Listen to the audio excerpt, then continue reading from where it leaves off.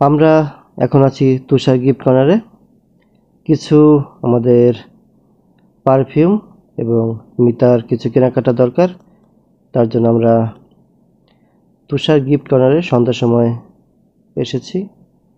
বাছাই করছি, দেখা যাক আজকে কোন কোন পারফিউম আমরা নিতে পারি।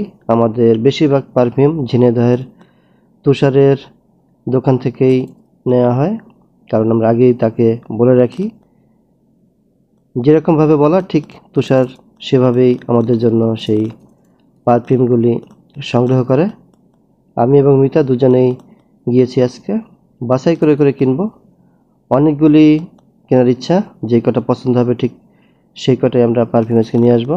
মিতারও কিছু কেনাকাটা বাকি, তার নিজের কিছু জিনিসপত্র যা যা দরকার আজকে আমরা নিয়ে যাব, কারণ আগামীকালকে আমরা মাদারীপুর চলে যাব, তার জন্য এই কেনাকাটা। রিয়ন আমাদের সাথে আসেনি, তাকে অনেকবার বলেছিলাম, বলে যে না বাবা আজকে আমরা বাইরে যাব না, তুমি আর মা যাও। আমরা দুজনেই তাই এই কেনাকাটার জন্য আসলাম। মিতা তার নিজের জিনিসপত্র বাছাই করেছে অনেকগুলি, আমরা পছন্দ করে করে কিনছি, অনেক খোঁজাখুঁজি করে। খুব সুন্দর সেই দোকানটি, তুষার গিফট কর্নার। অনেক জিনিস এখানে পাওয়া যায়, প্রয়োজনীয় জিনিস যার যা পছন্দ এখান থেকে কিনে নিয়ে যায়। আমরাও এখানে কিনতে এসেছি, এর আগে আমরা এখান থেকেই আমাদের পারফিউমগুলি নিয়েছি, খুবই সুন্দর এবং মানসম্পন্ন। তুষার খুশি মনে আমাদেরকে সেই জিনিসপত্রগুলি বুঝিয়ে দিচ্ছে। আমাদের কেনাকাটা শেষ করে আমরা এখন বাসার উদ্দেশ্যে রওনা দেবো। মিতা কী কী কিনেছে সেই প্যাকেটটি আমরা নিয়ে এসেছি।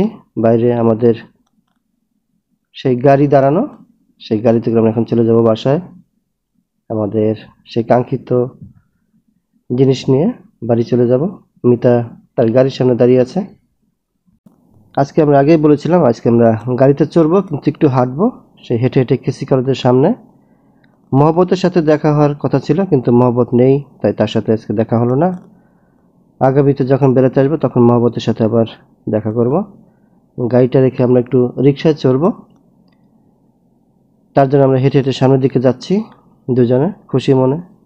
বাসার ঠিক কাছে আমরা চলে এসেছি, কিন্তু এখন আমরা বাসায় যাব না, আমরা একটু রিক্সায় চড়বো, যাব মুজিব চত্বর। সেখানে গিয়ে আমরা একটু চটপটি এবং আইসক্রিম খাবো।